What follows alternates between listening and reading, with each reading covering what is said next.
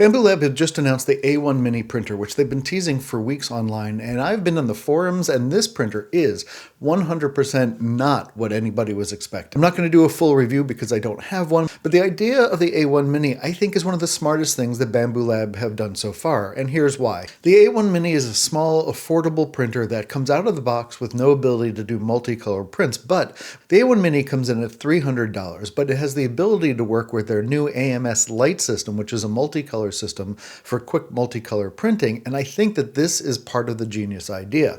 But some of the genius idea is in the name because it tells us where the company is going. First of all, the A1 Mini is designed to compete directly with printers like the Prusa Mini and also printers like the Neptune 3 and the Neptune 4 and the new Ender printers that have come out from those companies. And I love those printers. Also, if you like this t-shirt and you want to support the channel, you can buy this t-shirt in the marketplace below.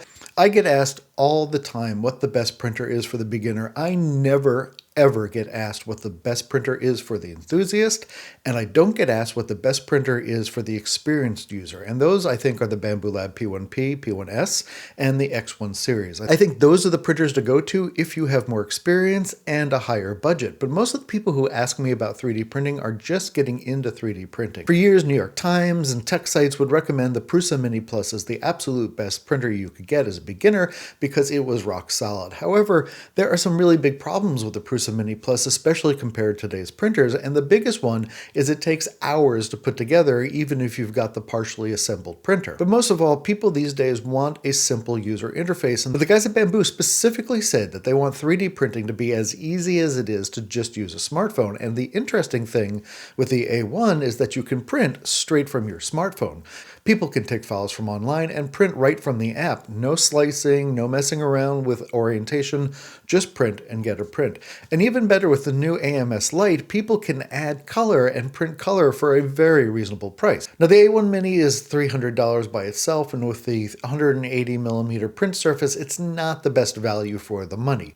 You can get an Ender or you can get a Neptune printer that's a better bang for your buck. However, none of them do color printing. And the great thing about the A1 Mini is that it does color printing for under $500. That is mind-blowing to me. Not only that, but there's a bundle on the Bambu Lab site for $509 that gets you the printer, it gets you the AMS Lite, and it gets you 3 extruders in different sizes.